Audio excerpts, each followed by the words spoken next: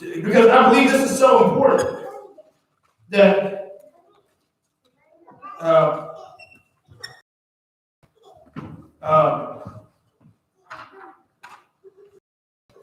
let's look at, I said Genesis chapter 3, right? Let's look at, okay, we're live.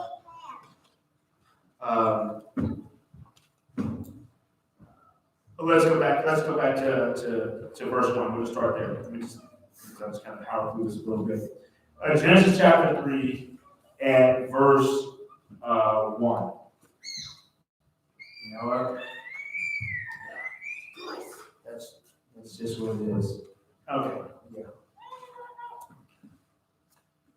Yeah, I'll just do it that way. Okay. Genesis chapter 3 and look at verse 1. It says that now the serpent. It says that the serpent was more subtle than any beast of the field, which the Lord God had made. And he said unto the woman, "Have God said that ye should not eat of the tree of the garden?" So one thing about it is, it says that the serpent was more subtle than any beast of the field, which means that he was more sneaky, crafty, a deceiver, a liar. The Bible says refers refers to him as the father of lies, the chief practitioner of sin. This person, this spirit is not honest, and that's what the devil does. The devil will never come to you directly. He will never come to you honestly. He will never come to you straight up, face to face. He will say, "I want you to cause or deceive. I got to find some way to manipulate you into doing what I want you to do."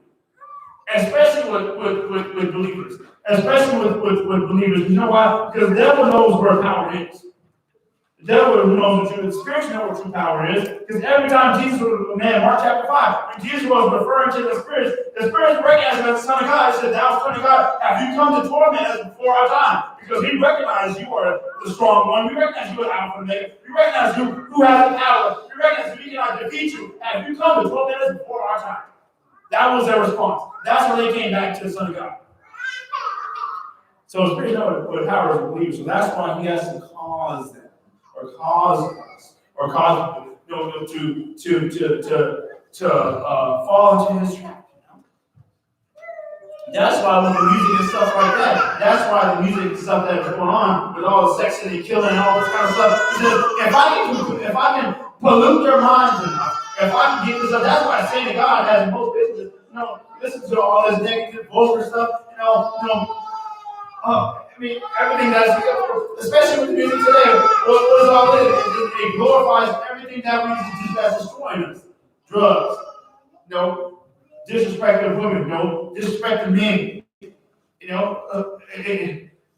everything, killing, everything.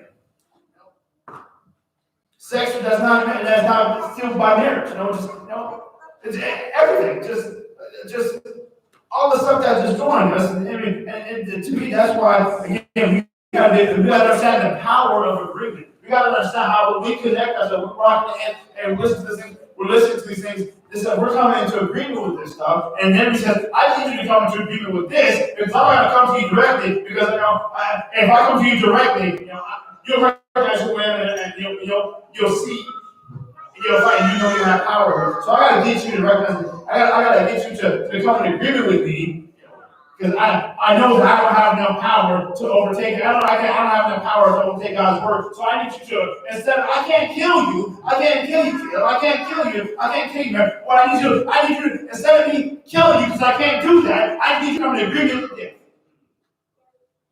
That's why when people get sicknesses and all kinds of things, now I started off, I said this earlier, I said, man, people, sometimes you try to tell people something. All the time I tell people, don't speak this out, don't say it. I know what you're getting at, but still, how many times do we release these things out of our mouths? I say, man, we got to learn to stop coming into agreement with stuff that is anti-word. For those who are just logging on, or for those who are just coming in, we talked about Proverbs chapter 9 and verse 9. We talked about Proverbs chapter 8, verse 33. It says, give us so be at the rising, and says, "Those who hear me, not me, but me as in the word of God." Here, that's what the Lord said. If you hear me, in verse 34. It said, you hear me, you'll be blessed. You hear the word, you'll be blessed. He said, now the servant is more settled than any beast of the field, which the Lord God had made. He said to the woman, have God said, ye shall not eat of every tree of the garden. You gotta understand what's happening right here. The enemy's so crafty. What did he do? He literally challenged God's word. He literally got the woman to doubt God's word. And he said, did God really say that? Did God really say you're trying to get every tree of the field? He said, if I can get people to lack the faith in God's word, if I can get people to not believe in God's word, if I can get people to not believe what God said, what God's spoken, because God has spoken over your life, He has spoken your life, He has spoken your destiny. God has spoken to me years ago and said, you're going to pastor the church, you're going to pastor this ministry of reconciliation, you're going to get this position, this is your gift. Had I believed God, had I doubted God's word, did God really say that? That's when the enemy comes in and fights us so much. He fights again, he's a discourager. He'll tell you to me, no, did God really say that? Am I really a worshiper? Am I really going to do this? Am I really going to do this? The enemy's crafty. He tries to come in and deceive. Like I said, he want to get you to come to agreement. If we come to agreement, if they give me to come to agreement, no, I'm not going to pastor. I can't do this. No. This is too strong. No, I can't do it. I don't have this. I'm not good enough for this. I can't make this. If we get you to come to agreement, that's why I say to God again. Say to God, we have no business watching, what is this? Psalm 35, whatever, whatever song they got out now. Whatever the stuff, because we're sitting there, watching this all come in agreement with death. And then I remember that we found the destination years ago. We found our destination 7, 8, 9, 10. And folks know when they watch that movie. They know that they were scared to get in their car and go anywhere. See, this is it. Everybody knew that because you came in agreement with something. All right, and that spirit, you came in agreement with the spirit, and that's why. Let me go into this. And the woman said to the servant, we may eat of the fruit of the tree of the garden, but of the fruit of the tree of the midst of the garden, then God said, you shall not die. Verse 4, the servant says to the woman, ye shall not surely die. Again, he's the father of lies. And you know what a lie is? A lie is a half-truth, or a manipulated truth, or a contorted truth. If it is not the whole truth, it is a lie. And what's going on today is people are being so manipulated, so deceived and led astray by half-truths because the enemy's running around right now. This attack never changed since Genesis, since the beginning of time. This attack has never changed. He's still been a deceiver of men. He's still been a crafty liar. He's still been sucked out. He's still the same. It's still the same thing. So they acting out. People are being lied to because they're telling people all day long in the news, there's 150 new cases today. But that's true. How many deaths? Or they'll tell you, there's been 2,000 deaths. But they won't tell you about they won't tell you that. And they'll make this. I see 4,000 new cases of corona today. But they won't tell you this is actual. What's going on today, even with Halloween, folks? I don't know kind of power do this, a little bit talking portion at the end. Power do this. Because what happens is you know what the problem is right here? What's going on all right here? Let's continue reading. Let's the problem of what's going on right here. And the serpent said to the woman, ye shall not surely die. Look, this can't, it was partial truth. Spiritually, they were cut off right there. Spiritually, they were dead. Spiritually, they had severed their connection with the Lord, they were gone. From the Lord spiritually, but physically they were still walking around. So yeah, they were going to die eventually, on the flesh side, but they didn't die right away. So as soon as they sinned, they thought, well, wait a minute, you know what? Because technically speaking, the devil wasn't lying on that one. They didn't physically just drop dead and fall down, like quit, guy. You know what quit? Well, quit is? That was my mom's dramatization of somebody dying. When we were little, she was like, be careful, when you go to a party, that's not harm. When you go to a party, don't put your cup down, because you put your cup down, somebody do something in it, and if you poison, and you go, you come back and you pick up, and you drink it, and quit. I have never met a person in my life that has ever died. And I doubt anybody who ever died by cliff. I don't think it goes like that. I don't think people would. I don't think anybody would cliff. What's wrong with him? I don't think anybody's ever said cliff. Maybe one. But that's so true. That's a good point. You know, in today's world, you can't even come anywhere because first of all, what are you doing in the atmosphere? What are you doing in the atmosphere? You can't even trust when you put your toe down. You know, perversion is taking the original intent and making something else. So the devil does not. He devil perverts things. He doesn't have the power to create, nor is he down to create. Because creation is what glorifies the Lord. Creation is what glorifies God. God has the power to create. And that's why when a man and a woman come together in the image of God, these two will become one. Adam and Eve came and reflected both of them together reflected the image of God. The kindness, the compassion, the gentleness that a woman has, the strength that a man has. It reflects the totality of God. And that's why when they come together, they can create life. So anybody who's born gives glory to God. That's why the Bible says, anybody who's created, this God says before you in your mother's womb, I knew you. So the very person, the very child that's being conceived in the womb, when the egg and the sperm cells come together and start forming life, that gives God creation. I mean, that gives God glory. He's created. And that's why we have no right to take it out. You're wrong today. That's why you can never give me a kind of agreement with abortion, because that is anti-God. That takes away God's creation and God's glory. Because God is God of creation. It's like He created the stars, created the planet, created everything else. That's why God creates. That's why a woman and a woman who come together can never create. That's why it's not a God. That's why it's an abomination. It's not. That's why a man and a man come together can't create.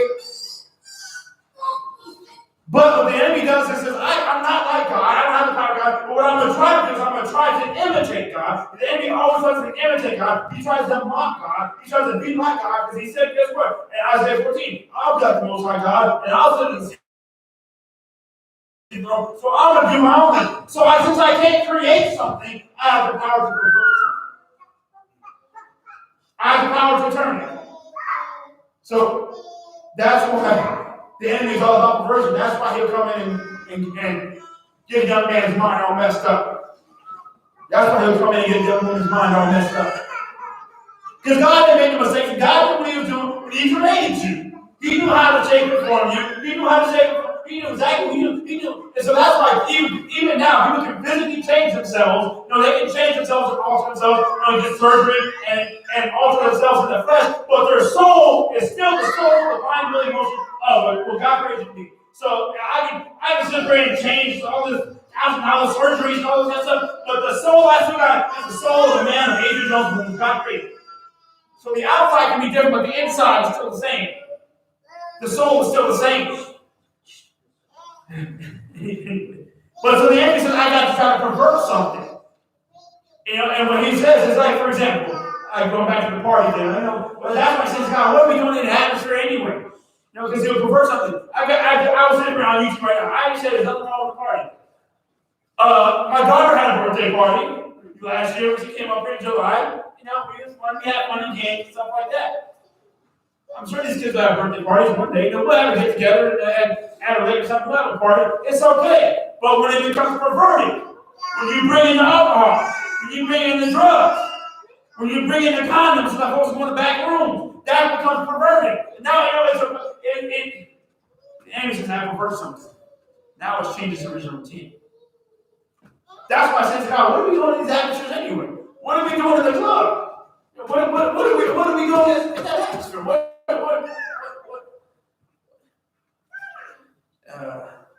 was that? He says here, then the serpent said to the woman, ye shall not surely die. And he says in verse 5, says, for God do know that in the day you eat thereof, then your eyes shall be opened. Again, he's perverting some truth. It's not 100% truth, it's not 100%, he's not lying 100%, but it's not 100% truth, so it's a lie by default. It was not the whole truth, it's a lie. He says, for God do know the day you eat thereof, then your eyes shall be opened, and ye shall be as gods, knowing good and evil. You know what the problem is right here? And Adam 2, Ezekiel 2. He's right here. I started off with Ahab, then you'll find out that Adam goes back to the blame game and says, the woman you gave me, this is why we're in this predicament. But you know the problem is right here in those first 5 verses? The problem of it is that she's sitting up here talking to them. Sitting up here holding a conversation with this spirit. You sitting up here trying to negotiate with a spirit, trying to connect with a spirit. Now, why? Some of us, man, we ain't got no business talking to these folks, don't bother talking to them, because it ain't nothing but a spirit. And the reason why we get ourselves caught up in this situation is because we have spent too much time conversating with the devil. We have spent too much time talking to this spirit that is not of God. And ultimately what that does is that you sit up here in a conversation, because you gotta understand, the Bible, ain't nobody here slicker than the devil. Because he's a slick. I don't care. Anyway, you can't out-slick the devil. Yeah, man, I'm a set devil. So, get slicked. You think you slick, you think you bad, I thought I was a size, but you dealing with somebody who got a trillion years of game? He been doing this. There ain't no way. That's why, man, I tell my story, man. This is why I'm sitting here, man. I'm going to go over there and I'm going to talk to you for a little bit. And I put myself in this position, and now I know me, Mr. Jones, going to, her house, at 11 o'clock, I'm minding myself, because I'm trying to be slick, and all of a sudden I find out that I messed up. It was from 11 to 11:30 to 2:30, and then, ain't nothing going on at 2:30 one thing. And then I'd be going up there. And so what happened, and I thought I was slick, but then the enemy came back around and trapped me up. And that's what happened. And the enemy said, I got you. So I'm like, man. But the whole problem is, you see, her conversation with this demonic spirit was to kill you, kill your purpose, kill your destiny, kill your anointing, kill your favor, kill your blessing. The whole design is to kill you. And what are we doing with Halloween? We are talking to spirits. People are coming to with spirits. People are coming, it's okay, Sky, because I don't want everybody back there. Just put her in a little crib and let her cry out a little bit. It's okay. She'll be all right. And that's something that shows you got to learn through in positioning. That shows you you're not on the show, man. It shows you you're not on the show.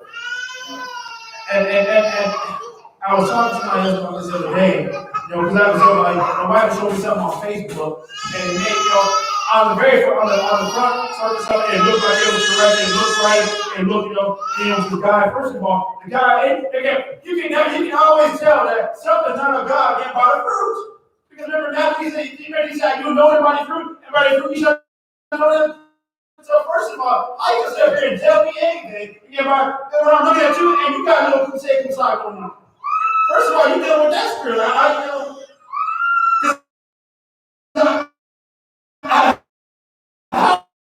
was I going about preaching family and to be that cornerstone? And that's good.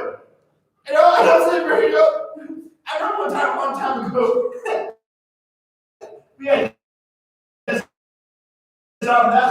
that was that I was saying that I was dealing with the spirit of poverty. And the saint Moses told her, get this jacket. And she had this little toy-looking jacket. Because the jacket wouldn't keep you warm. It looked like Swiss cheese. And then I would keep you warm. All the breeze come through it. So Moses came up and said, give me this jacket. He said, let me show you something. And the reason why he said, you got another jacket? He said, no, this is the only jacket I got. She said, give me the jacket. He said, no, I'm doing this. I said, I'm going to throw this away. And he was checking her mind first. Yeah, he was checking where her spirit was at. Because if she would have came up and said, why you throwing my jacket away? I'm in. This is my jacket. Well, first of all, jacket ain't doing you no good. And keep you warm. You got more skin exposed to the jacket.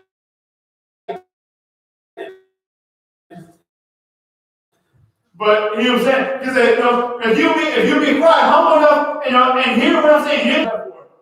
And praise God, saying God was obedient to hear what the book says, got up and gave a jacket. And because he knew about mine, she knew what she was going to get blessed with a new one. Again, your atmosphere, because I'm in the house of God, and he ain't going to take my jacket without giving me another one. So again, your atmosphere, where you at, where blessings be. That's why I say to God, man, that's why I say we got to understand this stuff. Where you are at determines what blessings you get. That's why God said, I'm going to get you out of Egypt, out of the place of slavery and taskmasters and making bricks and whips and beating and all kinds of stuff in mind. And I'm going to get you to a place of blessings if you just follow my word and hear the instructions and be faithful and committed. God said, I'll get you across the rivers. I'll get you across the Red Sea. I'll get you across these places. I need you to be faithful to me and listen to my instructions and don't talk to your neighbors. Can you imagine? And you be up in Egypt and I can imagine how if God did what I can imagine if God did what he did with I can just take the mindset of people today and ship them back there, and put them back in Egypt, and then how children are getting whipped. First of all, they'll be getting whipped because they're too busy texting all the time. They're like, put the phone down, make it rich. And they'll hashtag TikTok and Skype. Ouch! Anyway, and then folks sit up there and run them out so much, God, and then what they'll do is they'll sit there and run them out so much, God, don't get in, and I'm getting out of here, and they can't get them out. So it's just like I seen a year and a half ago. Folks have been talking rough and tough, big, huff and puff game for 20 years. And when God says it's time to call your bluff on your faith, where is your faith at? Oh, Royal, shut the churches down. I just like people talking rough and tough and all this kind of stuff. And Egypt, and all of a sudden, well, we get back here, Pharaoh. Yeah, our God is great. We ain't subject to you no more. Our God is great. We ain't tired of this, man. Our God can do all things. We got to believe it. Our God is greater than your God. We get back here. And they walking, come across the Red Sea. Like, well, we can't cross this river. Might as well go on back. They're just walking back to Egypt, like. And they'll go right back to the taskmasters trying to play it off. Like, man, he's so crazy. So, y'all looking at my job. Let me get my job back. Let me get my job back. It reminds me when the children of Israel was in the wilderness, because God was trying to get them to a place of blessing. I want to recognize your atmosphere, where you at, to get you a place of blessing. God's trying to get you to a place where you can be blessed. I want you to get there. And the people said, we walk around this wilderness. Well, they said, man, we scared. We have no extra shoes, we have no extra clothes, we have no food, we have no shelter. And what are we going to do? Let us go back to Egypt so that we can get these fish and scraps. So we can get these scraps. Let us go back to the place of bondage, just because we know, at least we know that we got shelter over there. It might not be the best shelter, it might not be the cleanest beds, but at least we know if we go back to Egypt, at least we know we can get the scraps of the fish. It'll be the second-hand, fish that the taskmasters and the Egyptians didn't want, and they tossed it out to us. But at least we know we can get food every night. At least we know we can get substance every night. At least we know where it's coming from. Let us go back to Egypt. That's what they said. They told Moses, man, Moses, he was out here to die. Let's go back to Egypt. Because at least we know, we can see where it's coming from. I know it's not the best place. I know it's not the nicest place. I know we should at least go back because at least we can stay alive. And I see folks like that, there's folks in other states, places in California, they talk about these mandated vaccines, I know I shouldn't, but at least if I know I shouldn't get paycheck next week. I know where it's coming from. I see people all the time, man. They just anyway. But like I said, they said we're conversating with the devil, and the problem is, and this is what Halloween. Halloween is nothing but necromancy. Necromancy is a form of communication with the dead. And like I said before, you can't talk to no dead ancestors. Well, so who are you talking to then? That's my question. Who's giving you this information? Who's moving the Ouija board? Because their ancestors are dead. They ain't doing nothing but spiritually snoring, farting, sleep.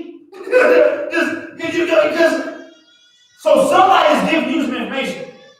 Let's go back to Leviticus 19:31. So anyway, for sake, let me finish this up here. We'll return to Leviticus 19:31. What happens is that Adam and Eve were spending too much time conversating with this spirit that they had no business conversating with. And then what happens, the end result is something dies. They spiritually died, and then later on they physically died. So just as God says no, because we got to understand something. We got to understand as saints of God. I got to. I think this is something that the church we misconstrue some things. We got to explain something about grace. Because the Bible says in Jeremiah, it says, "I will not leave you altogether unpunished." Let me break some down for us, even though it's online. Stay with me. This is important. Because we have a just God. I'm not refuting that whatsoever. We have a gracious God. I'm not refuting that whatsoever. We have a God that is full of mercy, full of understanding, full of compassion, full of patience. We have a God who does all that, and a God who forgives us of all of our sins and iniquities. Things that we can do that there are consequences for. Or I take it back. Everything that we do, there's consequences for. It's like this. If I go rob a bank, and I hop in a Lexus GS and I smash down the road and I go to the intersection and I smash into the car and I crash into the Wendy's. You know, I crash into the Wendy's. The Wendy's is all towed, burnt up with the flames, and I barely get out alive. You know, and they go take me to jail.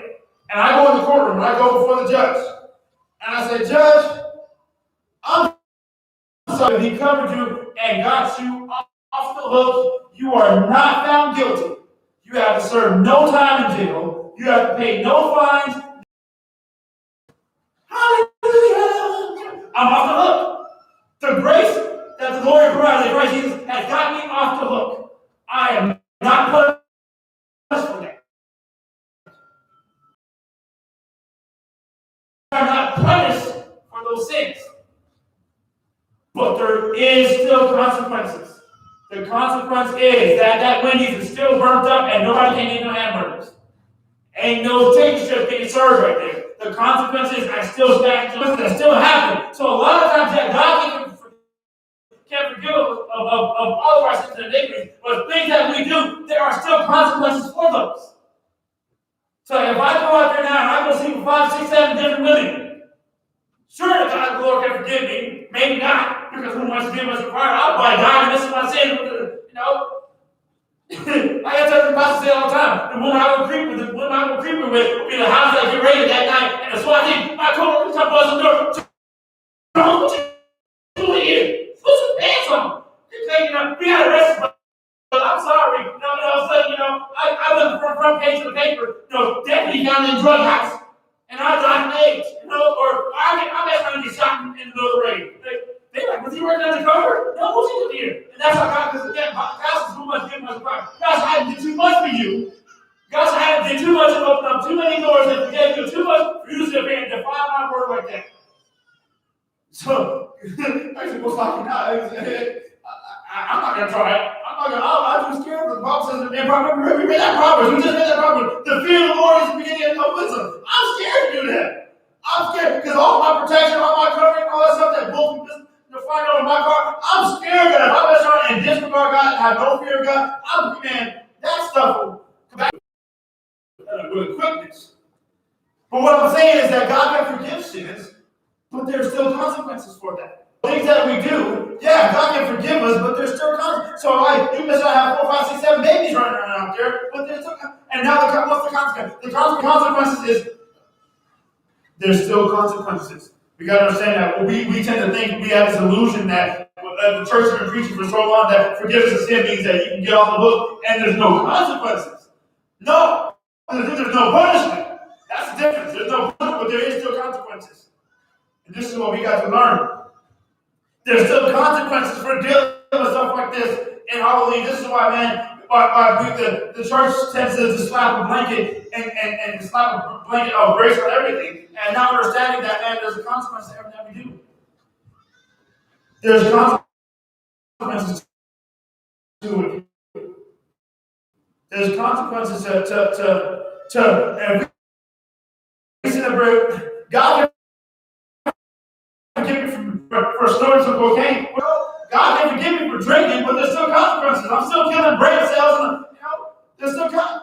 consequences.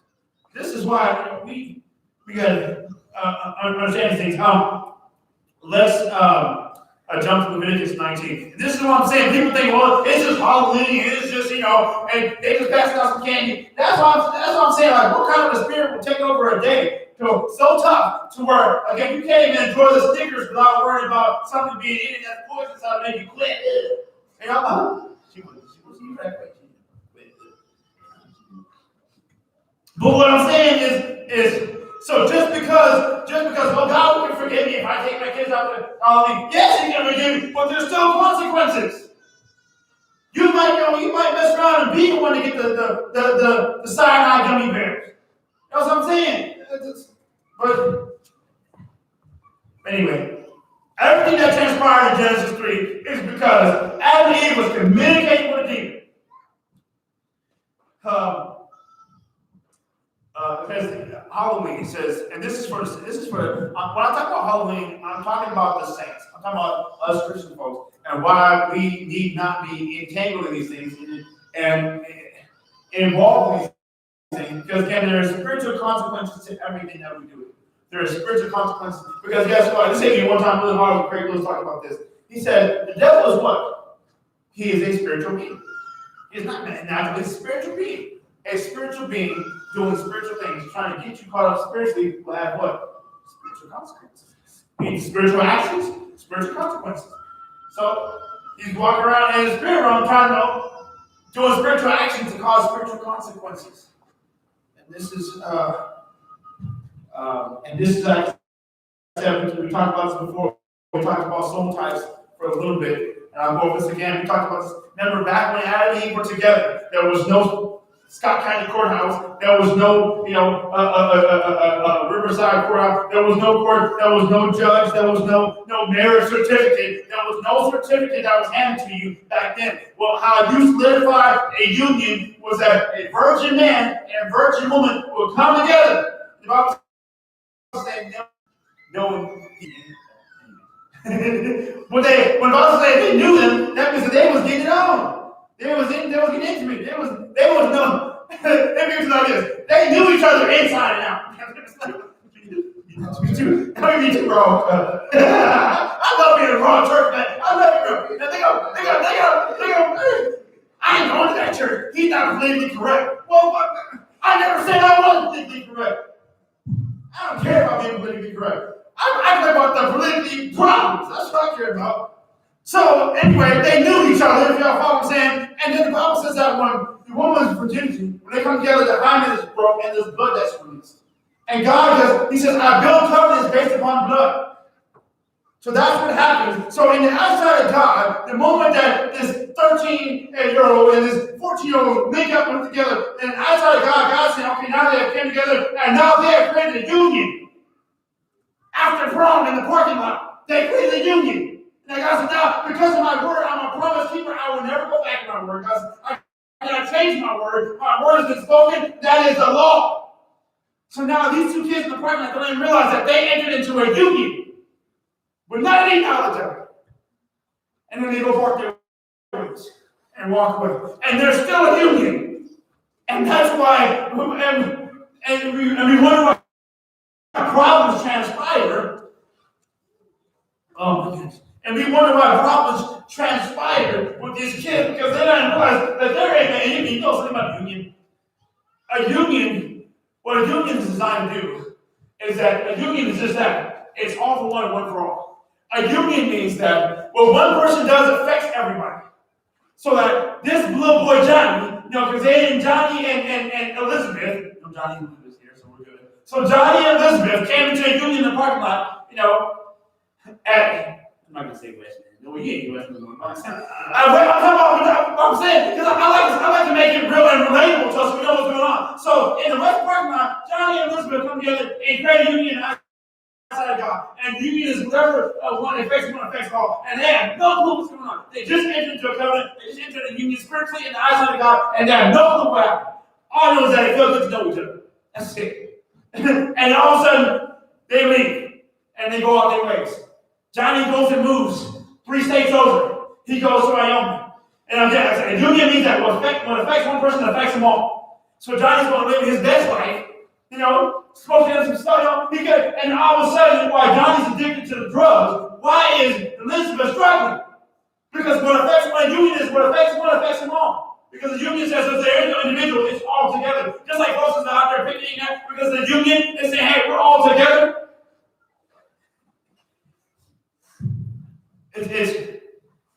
I'm sticking with Halloween, man. I promise y'all. Sticking with Halloween. What happens is, because there's a spiritual consequence behind everything we do. Because what happens is things that transpire in the spiritual manifest in the natural. There's consequences to everything that we do. I'm not saying that they're all negative or bad. There's positive consequences, just like praise and worship is. The more we praise God, things manifest, and there's a consequence in the natural. We wonder why, things happen and doors open up and blessings come in, healings transpire, things that happen because there's something that's going on in the spiritual that's manifesting in the natural. And we have to recognize that. The more we recognize that, the better off we'll be. That's what that's Leviticus 19. Leviticus 19 and 31, right? Where's Leviticus at? Leviticus is after one. Genesis, Exodus, Leviticus. All right. And shoot out real quick too. I'm like, man, I can't realize how many saints. I'm talking about not saints of God. I'm talking about leaders, man. Leaders in the church. This is why we got to get into our word. We're going to talk about it. We might cover it here in a minute too. We might cover it in Leviticus. I know it's right there. But this is why it bugs me and as leaders because we don't talk about this stuff, and then we walk around thinking that we know all and everything all, and the truth of the matter is we're ignorant. That's Revelation 3:16 all day. I am in need of nothing. When Jesus talked to the church, he said, "Man, y'all are poor, wretched, blind, and naked."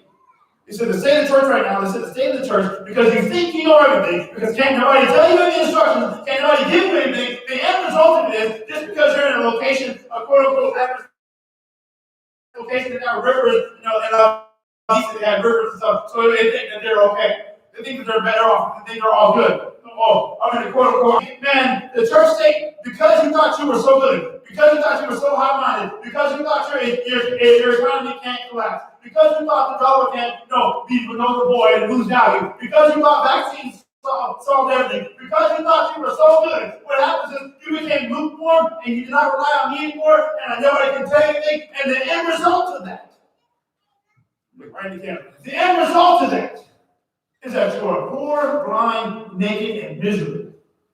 Because you try to do everything without me. You got to a place beside yourself where you think you don't need me, and the end result is you end up poor, blind, naked, and miserable. And it's insane. Now, it trips me out, the church age, man. I mean, it's hard to tell. Hey, even leaders, I'm talking about leaders, I'm like, man, y'all supposed to know this stuff, and the end result is you're blind. And I can't see how many leaders are talking about zodiac signs and all this and all that. And I'm like, just because they've been saying it for years, somebody asked me, well, I'm a new creation in Christ. That's what I am. What month is that? Every month. Every day, every week, every year. It says this in Leviticus 19 and verse 31. You all there, it says, regard not them that have familiar spirits. And then if he would just have hearkened unto this word here, if she would just recognize, if Adam would just recognize, now I'm not going to bother with this spirit because I don't need to be associated with no demonic. But in a couple of days, this coming Sunday, how many people are coming into agreement with demonic spirits? How many people are going to be coming into agreement? How many people just already I came into agreement with death by putting, I'm not going to turn my house into a graveyard. We think it's just funny games. I'm watching the other day. Man, them little blow up Halloween Scream 3 masks in the front yard. These other things are $69.99 until $100. I look at this person's yard. You got like 6, 7 of them. Man, you just spent over $1,000 in your front yard. I tell people, man, if you about that life, go do the real thing. Go move it. Go build it. Go to the graveyard. Go to the Maysville Cemetery and knock them stones over and build a house right on the graveyard. Ooh! Come on, man. You must be not like do the real thing. Good. Do it. I guarantee anybody's house right now, y'all stop me if I'm lying. If anybody, if a land surveyor came to your house tomorrow and said, I'm sorry, hey, look, I'm sorry, brother, Mrs. Mary, but we did a survey, we found out that your house is buried up under a graveyard. You get out the house so fast, I'm moving. For sale. Male foster. You'll be tacking out for sale just that quick and fast. Because ain't nobody out there, man, show me somebody, hey, your house is on an old ancient burial ground. Your house is, there's graves, there's bodies on your house right now in your basement, about 6 feet on your concrete slab. Show me somebody, okay, that's cool. All right, man, see you. You go back, hey, no, look at that blood for real. Let me see the papers, no, you're lying. It does sit up there and move so fast. But it's Halloween, so if you come to agreement, make your house a graveyard for real. But folks are going to come to agreement with death. I mean, true story. I went to Nas. And my sister went. She went to Nas. Not Knott's Berry Farm, but it transformed to Knott's Scary Farm. And I remember that. And again, I was a baby Christ. I was like, I'm sitting there looking at this stuff, going, what again? We got to look at the concept of these things. What transforms a fun, friendly family environment of Snoopy and Peanuts and what's I remember the little yellow thing was in Woodstock. I guess that's his name. The yellow bird. Woodstock. I never knew his name. I just used it. That's all. Snoopy and all them. Happy-go-lucky guy for Snoopy and all that stuff. They run around here in their little mascot costumes and everything else. Think about this. You take your family and you walk down the road and get you some popcorn at the concession stand. And you see Peanut and all that, so the Peanut Gang and Charlie Brown, all the kicking and all that kind of stuff, and just flipping around. What about they married yet?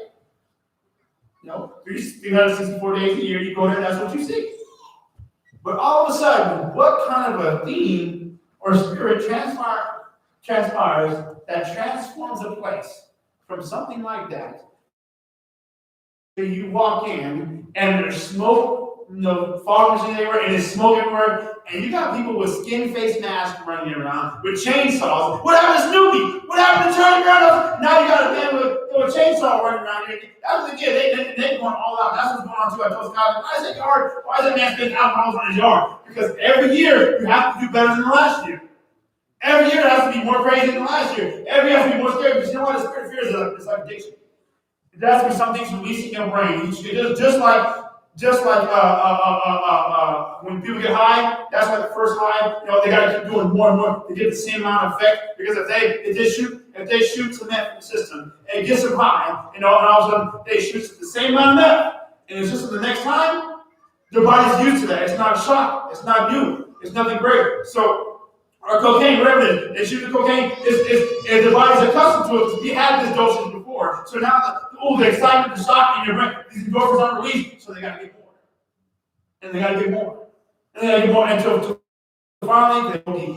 And that's how they take too much of the bodies, we cannot take this, and now our bodies are not built to take the substance, and we die. And the same thing, we gotta get something more scary. That's why if you go to a haunted house and you go there for 5 years straight and they do the same thing at the same time with the same people in the same positions in the same spot with the same mask, you're gonna have it like clockwork. You're walking into the hey, what's up, man? You come out the corner, what's up, how you doing? And because they're gonna know it. So they gotta do something more. They gotta be more gruesome, more bloody. They gotta find more demonic stuff to do. Just like there's no different in the movies. The movies we watch. Folks, I don't know how many. I'm using Saw, for example, that's one of the best ones I can remember. There's like 7 Saws, something like that around me. How many Saws are there? Whatever, I don't know. Anybody know? Around about like 5 or something? But either way, whatever. But bottom line is this. We know that by watching Saw 5 or 6 or whatever, we know that watching that one is nothing compared, is Saw 1 is nothing compared to Saw 5 or 6 or whatever. Because when Saw 1 came out, everybody was, oh my goodness, it's gruesome movie. There's more stuff more gruesome than that right now. Or even these Conjuring movies, how this crazy stuff where folks ever praying incantations and prayers, all these movies so that they can affect with households, all that kind of stuff. And so we watch these movies and it's like, oh wow. And then 2 years later, they bring another one back. And it's gotta be more exciting, more exhilarating, more of a shocker than the first one. So they find some more gruesome things to do. And so by that time, you sit back and watch this one, and you're like, oh man, Saw 2, and then you go back, and then you watch Saw 3, like, oh man, Saw 3 is extreme, that's crazy. And then you go back and you look at Saw 1, like, I guess I'll watch this one. Come on, kids, just down, and you watch because you're bored. Because you're not, no, because you're not scared of them. Because, again, it's a shock value system. The spirit of fear has to get, it has to be something greater and greater. So that's why, even it came down to that with the Not Scary Farm, they had, they had people running around with live chainsaws, but they just took the chains off of them. They just, they altered them and dysfunction so the sharp blades aren't there, but the gas power, everything is all still there. And I'm sitting back looking at this stuff, and I'm sitting back, and folks, if you get scared, first of all, if you a scared person, why do you even come to a place like this? I got dragged into it, my cousin was going, I'm like, man, I'm sitting here looking, but first of all, that's up to me, that didn't affect me. I was looking because I knew that it was hard for me to get into that. I didn't just because there was some folks that go like 50 of them. They're all that whole entire park just running through, fine, and they know what they look for too. They know exactly what they look for. I'm gonna go find. They're gonna run after the person. They're gonna run after the person with that chainsaw. And smoke. They're gonna look at the crowd. They're looking at that person like, they're gonna go straight for them. They for some reason I'm right all night. They didn't run up to me. Because they can tell that my, you know why it was hard for me to trace on? It was hard for me to run from a big squad. And she was running through the group. And I was running towards me. I'm sitting there thinking, like, man, how much you get paid now? That's what they do. You know, busting around on the head, they get sued. So I was going to do I do that. Anyway, I'm like, I'm trying to figure out how much you get paid. Did you get paid weekly? I mean, are you a regular? Are you a seasonal thing? Anyway, so something like that. So anyway, things like that. Not only that, but then now you got bodies cut off, images and things of bodies being mutilated and cut open. Doctors and masks and knives and stuff like that. So you walk into a quote unquote on house and stuff. And there was one that got me, and it wasn't the fake plastic dolls and dummies and stuff like that. It wasn't that. But still, it makes you think. What transpires a cartoon place, a quote unquote magical cartoon place with dogs and you talking about to where you walk in there, where you would normally see, the folks running around here doing, happy-go-lucky things and playing football and stuff, like Peanuts, the cartoon. What transforms, what kind of spirit takes over and transforms that person? You walk in now, and now you see blood on the walls, you see, hell being killed them, or you will not survive, written blood on the walls, just crazy things like that, and the bodies being ripped open, guts, and intestines and everything hanging out, and what kind of atmosphere? What scene is that? As kids, go back and seeing this stuff, and people get heads chopped off, bodies get wrapped up, and mummified, all kind of crazy things that have to do with what? Death. So let me give you a brief history before we close with this. What I'm saying is that now what got to me was the one on my house. I'm sitting there, and a girl, I'm sitting there, and then it's always gonna be dark. It's dark. You walk in there, and the guy come around. He got these little like. What is the little tambourine things, like the little tambourine things, like that little the symbol on that tambourine. He's got one like literally on his hand, like just one little symbol, one little small on his hand. He's hiding behind the wall. He's waiting for people to walk out. On the hallway, it's so dark. He jumps out and slaps the wall, makes a big noise, and startles you. So I'm walking down, and folks just, and folks just, those ladies, I was so scared they're passed out, and they had to carry her out of the thing. I'm like, same thing. How much is supposed to get they get bonuses? Somebody passed out. I'm like, what happens? I'm like, it makes it. That's what I think. But what got to me, what was unsettling for me was one. There was one that he walked into the haunted house, and I'm like, okay, because at this point, I'm like, y'all keep playing these games, all right, whatever. But at this point, I'm like, now we start to bring, at what point, and this is years back, so I don't know what they're doing now, but apparently you walk into this building, this house, haunted house or whatever, wherever it is, and you look up, and there's this giant bat-looking thing with wings. It was a straight up spirit, man. This thing had these huge wings spread out, and the room was super dark, and that light had his face running where the mouth and the eyes light up red, and it was like this red undertone. But what got to me was like this big spirit demonic looking thing just hanging, huge, it was hanging up under. And then as you walk up, you could hear like some type of a demonic, it wasn't English, it was just like some gibberish being played as you're walking up under this thing. And I'm like, wait a minute, first of all, I'm not going to sit there very now. I'm like I said, let's zoom out here for a moment. So what is the true theme of Halloween? So it transforms the place to something like this. Because I can tell you Christmas, they're going to get reindeer and Santa Claus and presents. I can tell you that Thanksgiving going to have turkeys and corn and Easter they're going to have bunnies and eggs. And I can tell you, but what happens with this? This holiday, it becomes, because again, it's such a demonic holiday. It's nothing but, again, it's nothing but necromancy. And what happens is the Roman Catholic Church has transformed this. Okay, that says Leviticus 19 and 31. It says, regard not them that have familiar spirits, neither seek after wizards, or be defiled by them. I am the Lord your God. We're going to turn to a couple scriptures. We're going to turn to 2 Chronicles chapter 33 and verse 6. 15 minutes now. I'm going to give you a synopsis of 15 minutes of what this Halloween, it started off as. For sake of time, too, can somebody, I have to have a reader because that way we can, I don't take too much more time. But somebody can be a reader for 2 Chronicles chapter 33 and verse 6. It says, and 19 says, and regarding I have not familiar spirits, neither seek after wizards. And God, again, God is not a dummy. God knows what he's talking about. He's not a liar. So he says, neither seek after them that have familiar spirits, neither seek after wizards. So guess what? There were wizards. There are wizards. Wizards are real. Wizards know, but we get so caught up in Lord of the Rings and movies like that, thinking that, but it's literally, again, it's somebody that is involved in some type of a demonic realm of communication with spirits and all things like that. We think of wizards and crystal balls. That's why a lot of times now that's why we can't get our children connected with everything that comes up on TV. And we just all because it's wizardry. And God's saying, don't be caught up in wizardry. Don't be caught up in these things because what you're doing. You know what? Why people have talked about these things and how.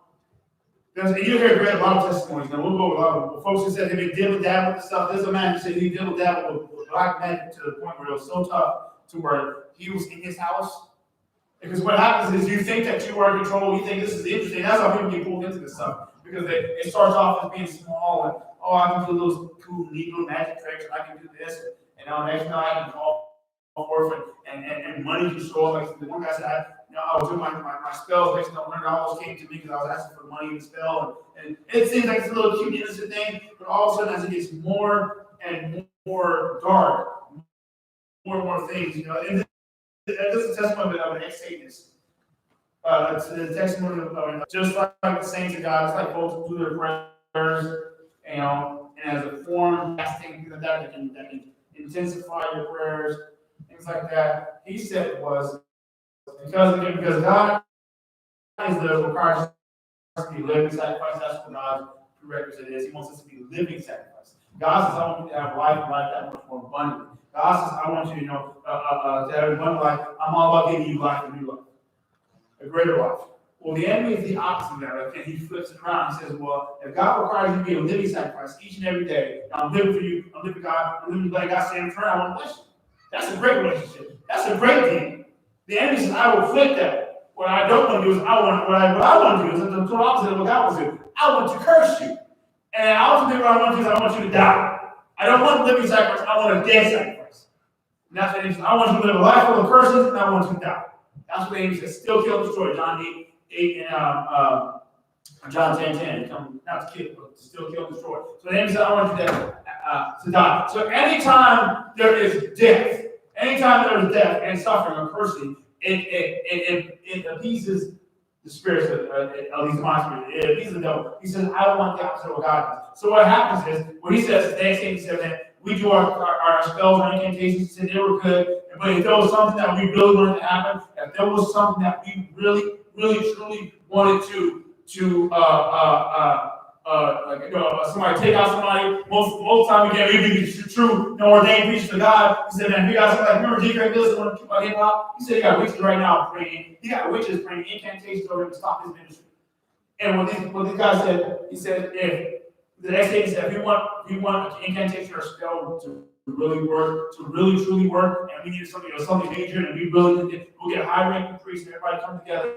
And what we do is, and folks, we have this stuff. He said, we got high-ranking priests, people, positions that this brother owned an abortion clinic. And what we would do is we would get the lady who wanted to commit that abortion. What we would do is we do an after hours late at night. That's where our spells and things take place. And everybody's in agreement with it. Everybody's together. The woman, everybody's together because in her eyes, I'm getting something done for me, and people said we're going to get something done for us too. And so he said we would meet together in this building late at night. This is testimony. He said we would late hours of the night.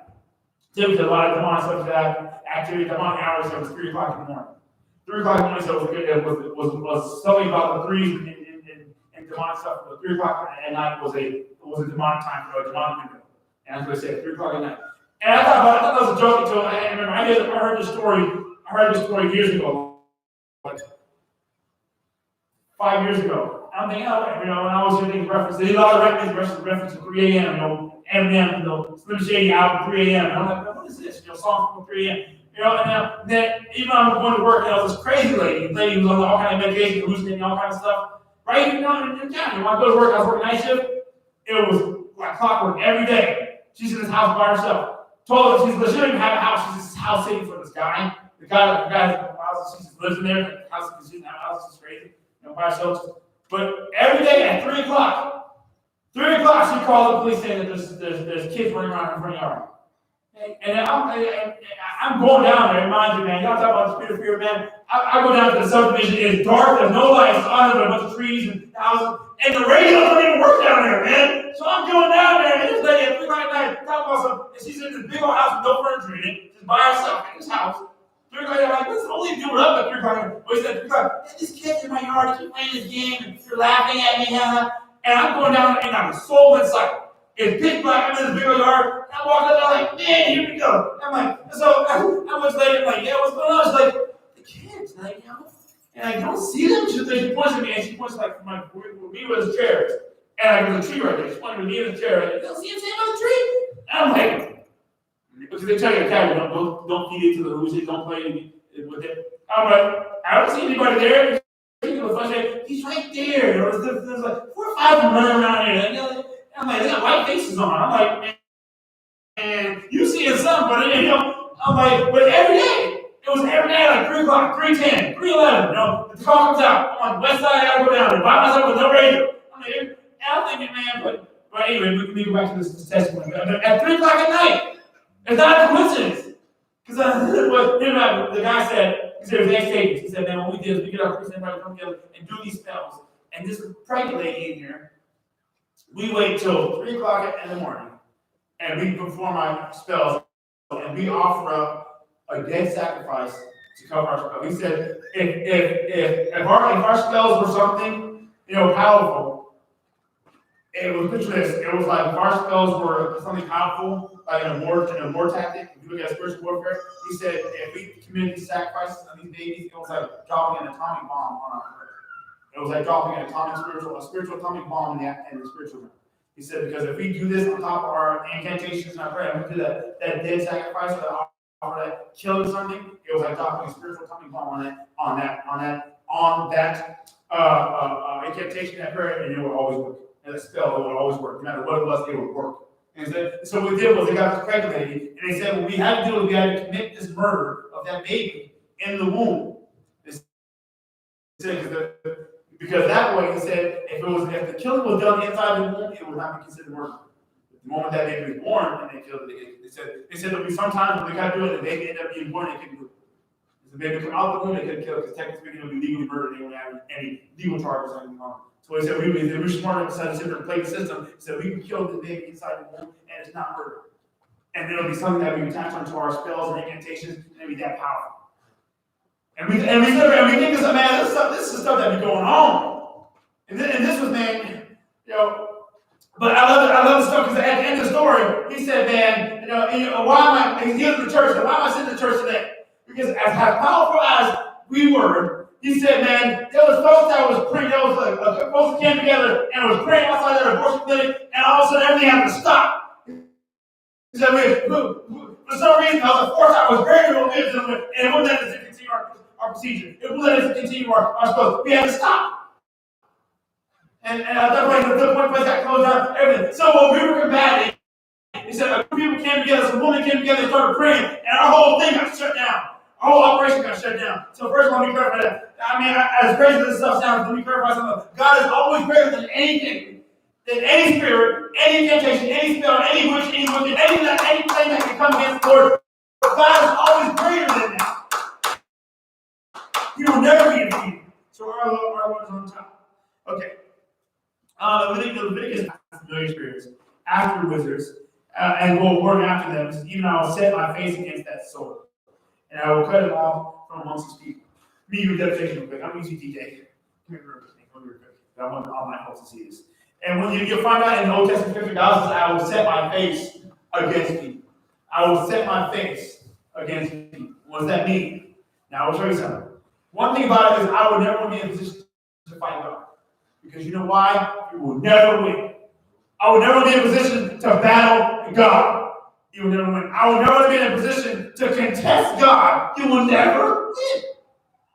That's why, again, what happens is why you win battles and why the doors open up for you and why things continue to flow. Because what happens is as long as you're walking with God, He is knocking out all the adversaries and all the foes, knocking down all the mountains, all the hurdles, everything, kicking down all the doors. As long as you walk with Him, you're going to have a smooth path to victory.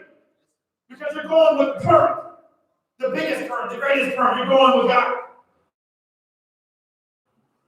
But the moment some folks go against God, it's a scary thing. It's a scary thing to do. Now, especially what he means by I'll set my face against, against these wizards and all kind of things and other things. He'll refer back to, false prophets, things like that. People aren't, what does that mean? I'll set my face against you. Watch, I'll give you an example. It is funny too, especially in God referring to these men here. And it's thing, we all understand that God is multi-verses one. God is spirit. But a lot of times, because God wants to get a certain order and understanding about things, why God created man. He created man. Again, it's about word. It's about positioning. You'll find out in a minute. It's about positioning. Because God has created man and women in different roles. They're equally important, but it's about positioning. And that's why God came down here as a man, as the head of leadership. That's why Jesus was not Jesus' head. It was leadership. He was trying to let people know that, hey. Anyway, but when it comes to women, I'll say this, when it comes to women, most women feel as competition is if you're a woman and you want to compete with other women, you stand beside them. There's an internal thing that if a woman stands beside, that's competition. Because they're trying to see, that's just, am I wrong, Mary? It's like women take a competition. If another woman comes down and sit beside you, quote unquote, stand beside you, whatever, it's a competitive thing. Women is my hair it's women they take that as a challenge. They're standing side by side. So me and you can stand side by side all the time. What's up, bro? Everything's going to the camera to see. So when we're side by side, you're on the Lord's side. That's what God saying. You're on the Lord's side. You will be with me. As a man, it's the opposite. When a brother's by your side, that's your war. That's your roll guy. That's your comrade. That's your backup. That's your wingman. You know what I'm saying? So I got my boy with me. Yeah, I got my boy with me. That's what, I got him on the side. Women's look different. It's like more competition. Anyway, it's just subtle. Let me say so. But here's the problem. All right, let's go this way. Turn this way so we can see. This is going to be a good demonstration. So now you're on my side, right? You're with me, So we're cool. But when God says, I turn my face, I will set my face against you, those who have the victory and everything else. That is when men face off, is competition. That's their position to fight. So now we're like this. God says, you didn't mess around. And now what happens is, and now I turn my face to you, and now we're squaring up. So now it's a different position. That's when I turn my face. See, now that's the problem. Every man, don't let another man get in your face. Man, I don't care what man, it's all good. Everything's all good. I was married, whenever you get married that day, whenever your husband, whoever it may, when that man's out there somewhere, and another man get in his face, be prepared. I'm telling you, there's something they can say everything they want to say, they can talk about you on whatever, but don't let him get in his face. It's over with now. Now it's a challenge, man.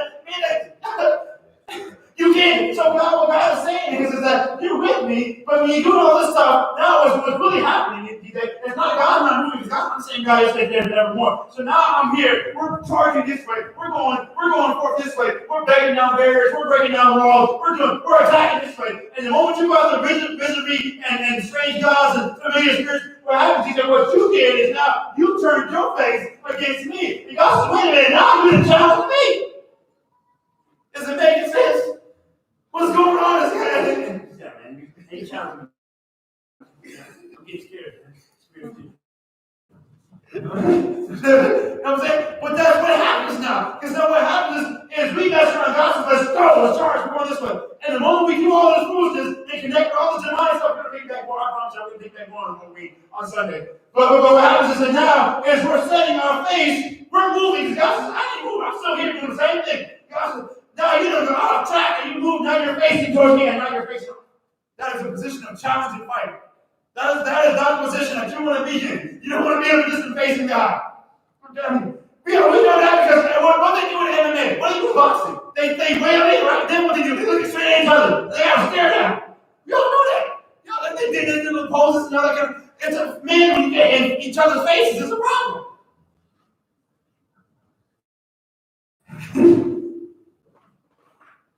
Trey John came up to me wrong, got my face, I'll remember. I was like, what's the problem? Because each other, you know? And what is no different?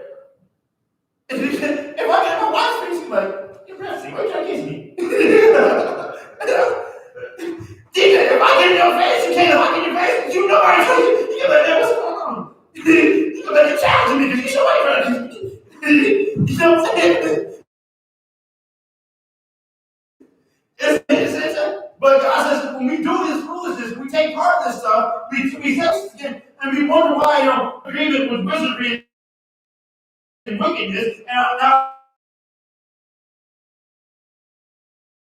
understanding the history of things, and you go against Corinthians, 2 Chronicles, 2 Chronicles 33 and verse 6. This is an important one. Because I'm not just pick and choose to be one of them thinking and have extra rules, and have stuff. God says, I'm a father of time. So I know the history and lineage of everything, of every culture, every false deity that's out there. I know the source of the gospel. I know all of it. And we'll get to that later on. How Nimrod and Osiris and Isis, these are Egyptian gods, and how a lot of it just spread from that. If somebody's there already. Yep. Yeah.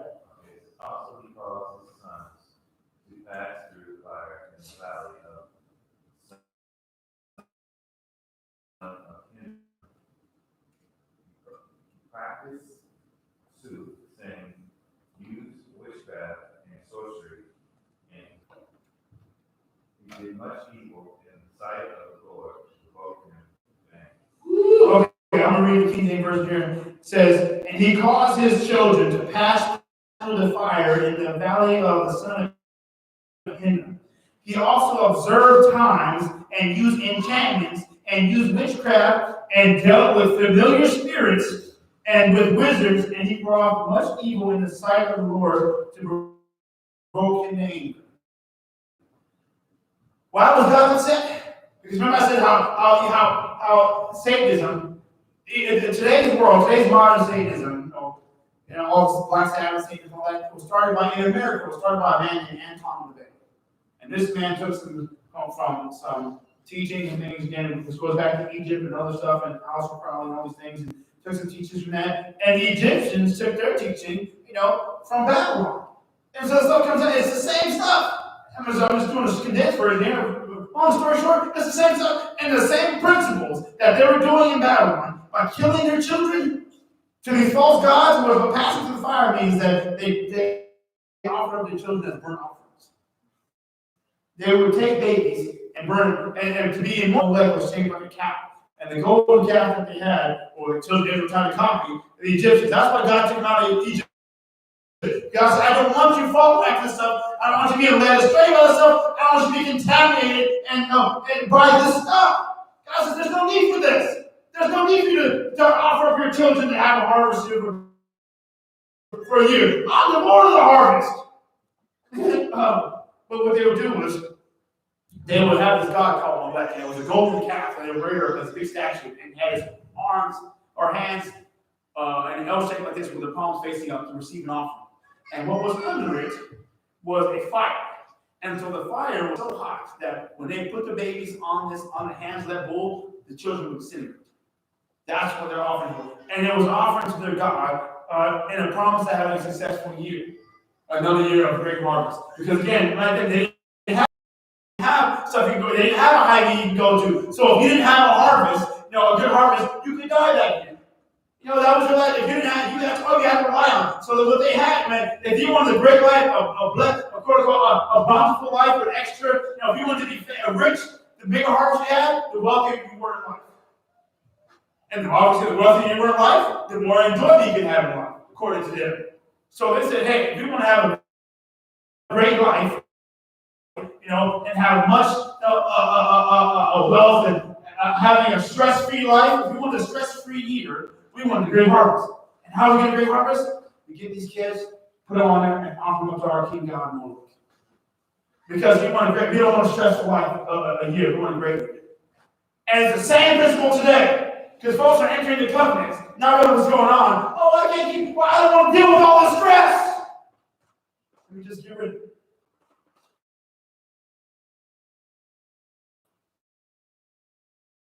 The church that's controversial. But this helps us. And again, like I said, because I know God can forgive everybody. I'm not saying that. I'm saying God can forgive you. I know personally know somebody in my family. God can forgive you. Matter of fact, He already forgave you because it's already in the so that we don't do it. But it was a quote-unquote, it was appeasing to their gods. It was dropping an atom bomb on their request to pray for more harvest. Same thing that Satan did. It said, whenever we did an incantation of prayer, it would drop an atom bomb on our requests, on our enchantment. Everything we did, we killed. And that's why, even to this day, that's why, you see a lot of kidnappings and things like that going on. Because let me just paraphrase here. Deuteronomy 11, it talks about necromancy is a necromancer is somebody who communicates with the dead. Somebody, again, you're not communicating with anybody, any family members. They're not talking to you. So fast forward here. What happens is when 10 minutes and we're going to be done with this. So fast forward here. And I'll go back to this over again Sunday for briefly. So what happens is when Nimrod was a man who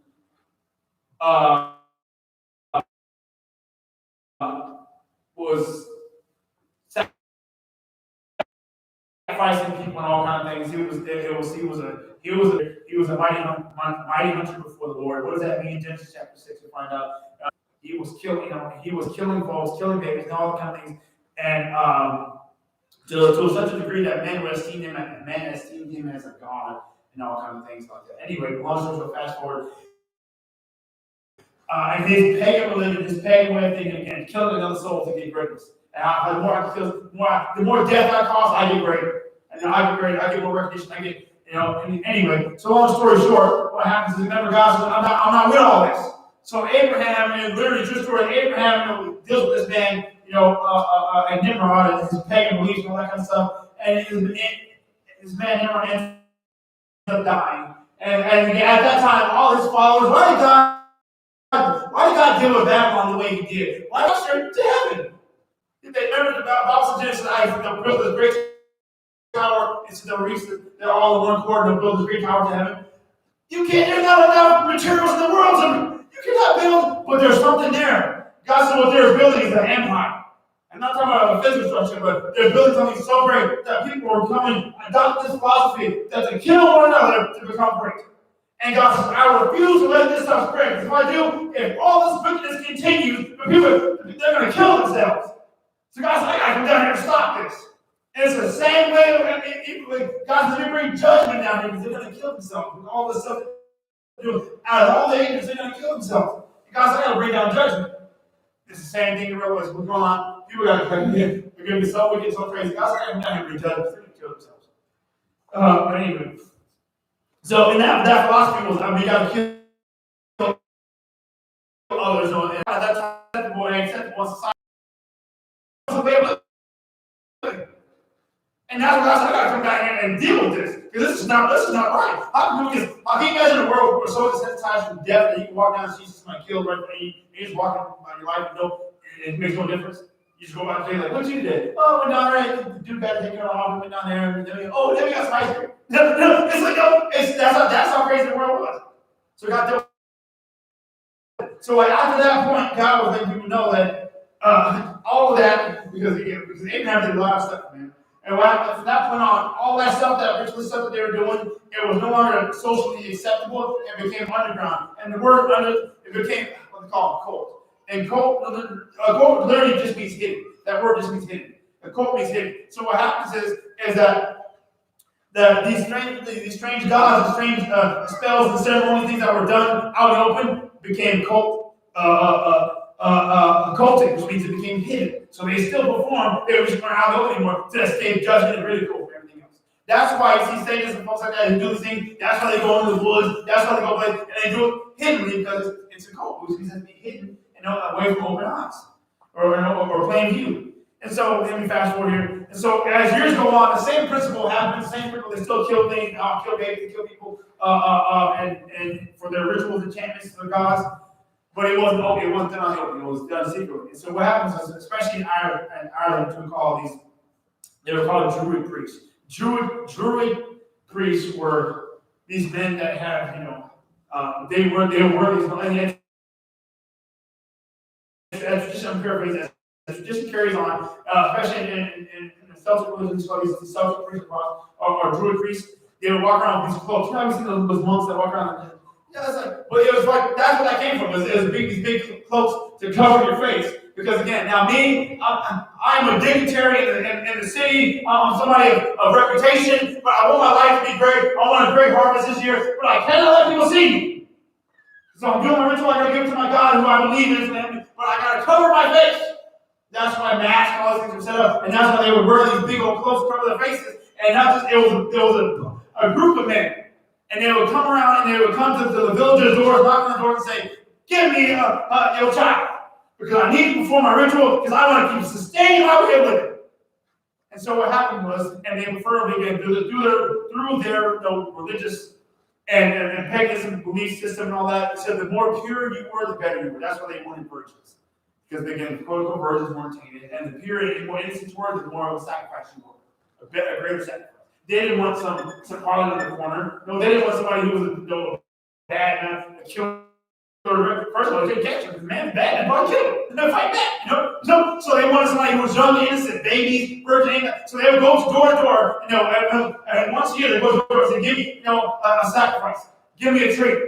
And what happens is that the families will comply if they were scared enough, or if they wanted to say, please don't give my daughter. I will give you any type of goods. I'll give you all the food. I'll give you the vegetables. I'll give you anything. I'll give you some type of treat to appease you to leave my house and go to the next one.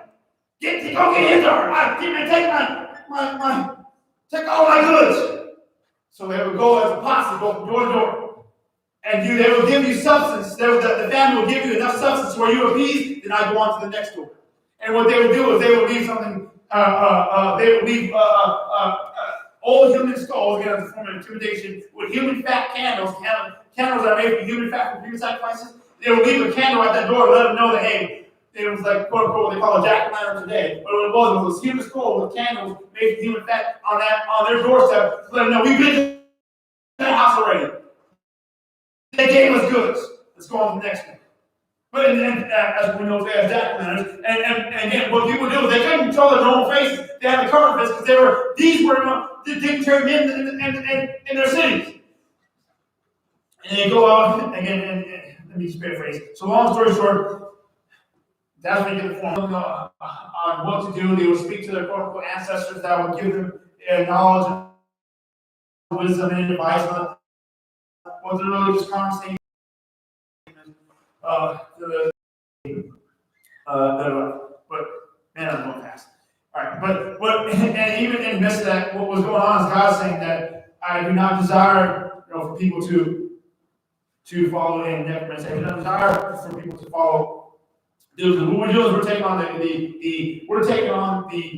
the nature of a demonic practice. And so there's no way, if something is birthed as a demonic practice, you cannot demonetize it. If it's born and created for demonic purpose, you cannot. The original purpose is still there. So you can slap, we're going to do trunk or treat in the church parking lot. But again, you're still coming to agreement. You're still connected with something that was demonically created. It's like almost like, I don't know, let me just wrap it up this way.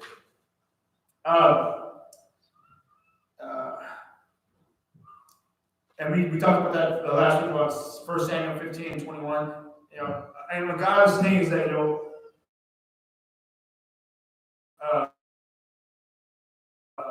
witchcraft and all these things that happen. Like I said, and they'll be what they call observers of times where they will look at they believe in.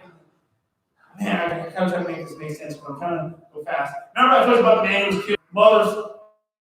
Mother was a man named Nimrod. Nimrod died. His mother said that he's still alive and try to proclaim his fame even more. Saying he was still alive, and he came back reincarnated, and he married his son, and she married his son. So, quote unquote, the son is the father and the son. It's crazy to know how the pagan stuff works. So anyway, and he referred to himself as the sun god, and she was the moon god, and all this kind of thing. Anyway, so they would go back to again. People carry on the traditions, not just in Ireland. This is the principle of these pagan, the core of these pagan beliefs, things like that. That's why they reference the sun so much and moon god and moon at night, things like that, because it all meant something. And that's why when the full moons come in and do these rituals and stuff in full moons, because they mean something. And then we got sense of God, but we don't even remember. Oh, my horoscope! Oh my Lord! And we're coming to agree with something that we don't even know is had slight idea that is connected with these demonic fake religions. I'll give you one more. What happened was, remember I told you about that guy and how it was considered, especially in today's world, now in 2021, that stuff is somewhat considered socially unacceptable. What happens is during that time is that these gods would work the same children when they came out of Egypt that ate that golden calf. They were referring to that god in Egypt. They were saying, we don't have nothing. Let us have a blessed year. Let's create this golden calf. That's what the Egyptians did. That's what the Egyptians did. We'll go back and follow them, make this golden calf. That's what Moses came back off Mount Sinai and said, what do y'all do? True story. I'll tell you this, true story. Right now, there is people, even in California, there is does anybody have a dollar bill on them? They may have a $1 bill on them.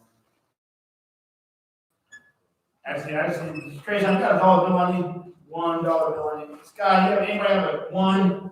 Yes, there got some money.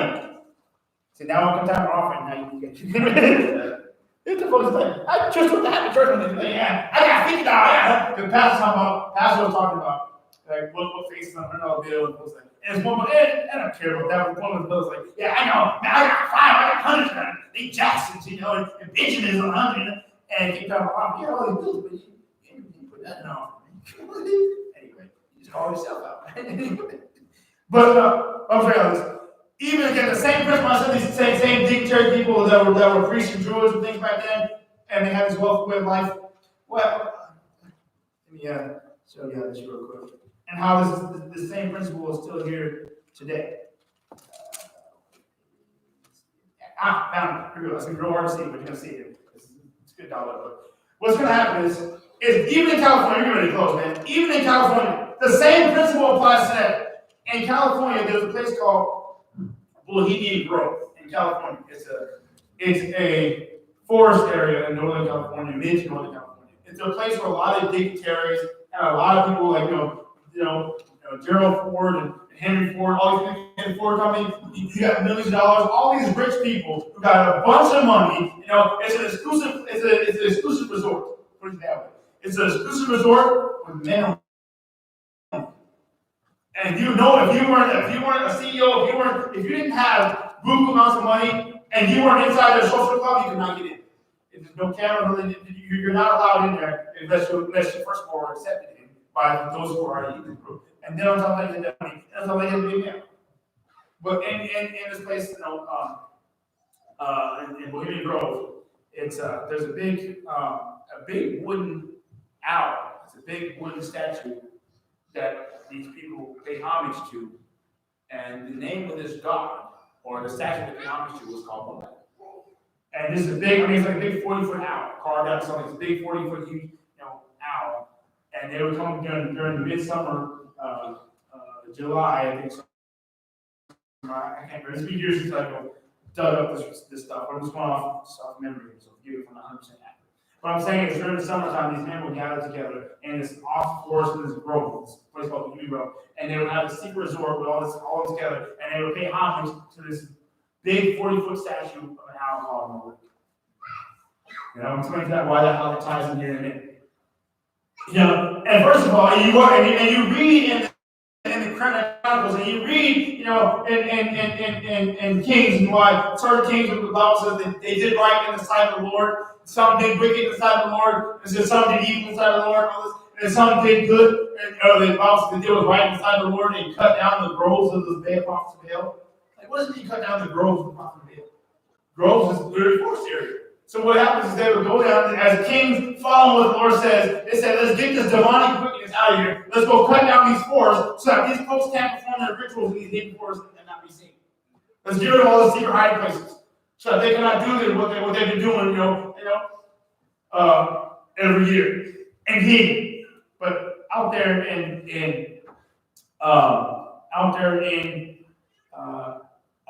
California, Bohemian Grove still exists to this day. The statue is still there to this day.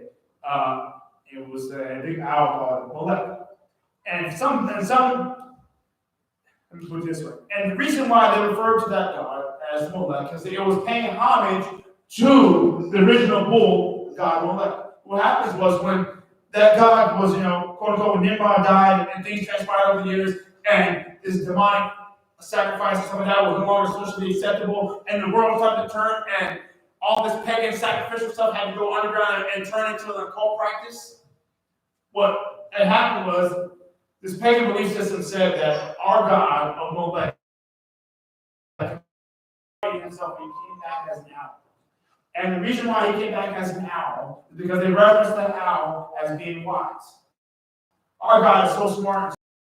It all makes sense to me. It's so wise and greater than all of y'all. It's smarter than all of your gods, smarter than your Christian gods, smarter than he's smart. And the thing about our God is that owls they function at night. And which means that owls function at night.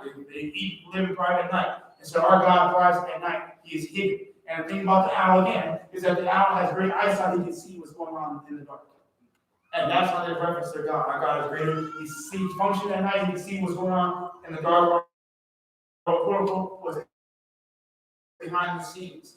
And the reference is God here in Bohemian Grove. And there's a little owl, I'm sure you know this. There's a reason why I printed out this money too. I'm sorry to connect some dots just a little bit here. I'm getting a little off topic. But I want to say was why all this stuff happens and we just go with the flow. Why is Halloween such a holiday that is uplifted and and praised by? Why is it pushed so hard in California? Native the nation. Why is it pushed so hard?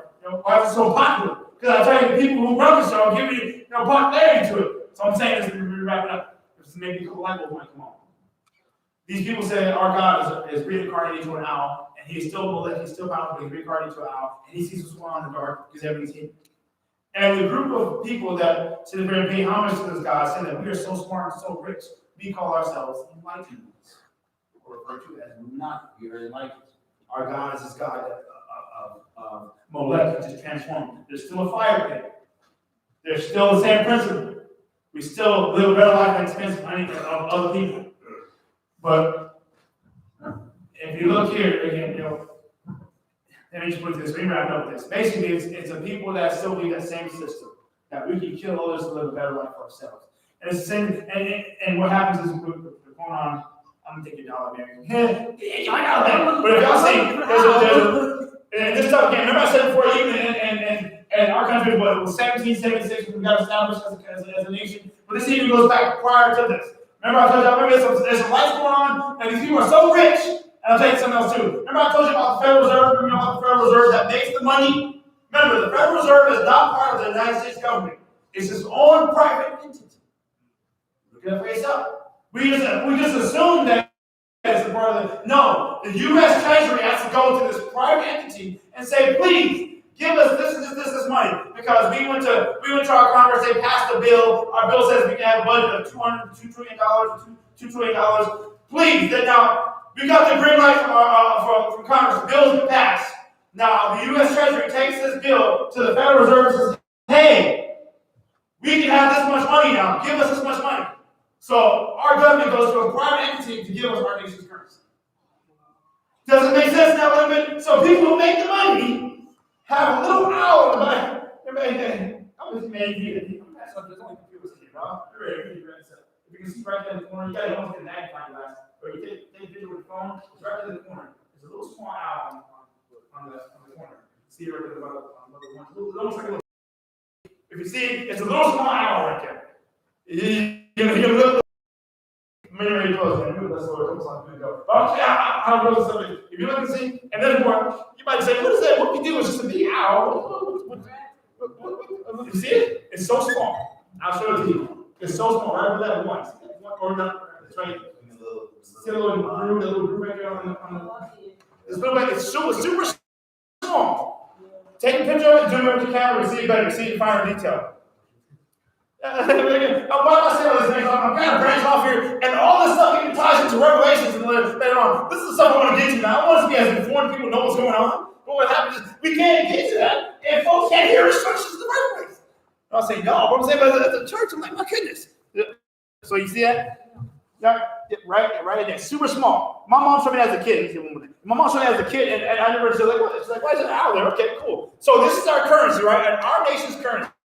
Why is there a little owl on this? Like, does anybody ever stop and think and look at it like, what is our money about? Like, why is all these? Now let's flip it over to the other side real quick. Remember I told you about Ra, the sun god?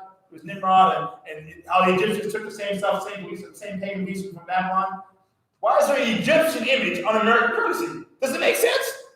Because it's a run. And then what we call here, you see the Egyptian pyramid on the back of the dollar, same thing. Does anybody ever make sense? Anybody ever wonder why this? First of all, why is there an Egyptian image on American currency? That's like going to China and having the Washington Monument on their money. That makes no sense. But this is Egyptian. And then why is there an eye at the top of the pyramid? What does it make? What, does somebody just make it? Well, here we go. We're going to make $1. You know what would be cool? Let's put a pyramid on there. You know what would be cool? Let's put an eyeball in that pyramid. You know what would be cool? Let's put an owl. This stuff means something. Here you go, take $1. That eye represents what they call the eye of Osiris, which was Nimrod. This is the same pagan gods that they had. So these same people that have all the beliefs were printing this money.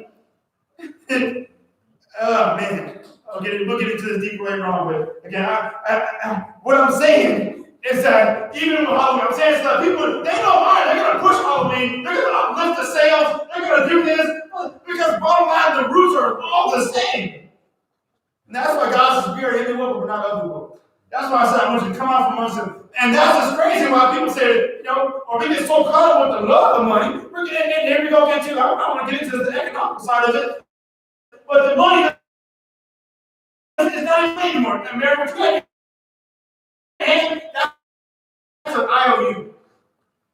Woodrow Wilson, President Woodrow Wilson, back in, I think 1969 or 1970, he took the American dollar off the gold standard. 35 $1 bills, $35 equals a pound of gold. Means that if I had $35, that means that I had prior to this is pre-1970, 1969, I can't remember the exactly, but that means that you had $35, which means you had 18 ounces of gold. 18 ounces of gold, not 16 ounces, but 18 ounces of gold was right. 18 ounces, yeah, $35. That's what it represented. But after 1970, Woodrow Wilson took the American dollar off the gold standard, which it meant that there was not enough gold, physical, tangible gold, to distribute to everybody who had $35.